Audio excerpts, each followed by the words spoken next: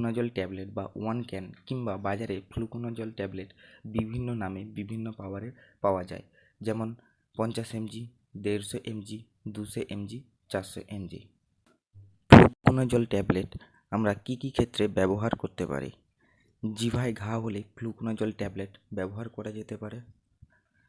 শরীরের যে কোনো জায়গায় দাঁত হলে এটি ব্যবহার করা যেতে পারে। শরীরের যে কোনো জায়গায় চুলকানি হলে এই ট্যাবলেটটি ব্যবহার করা যেতে পারে। শরীরে সাদা সাদা দাগ দেখা দিলে এই ট্যাবলেটটি ব্যবহার করা যেতে পারে।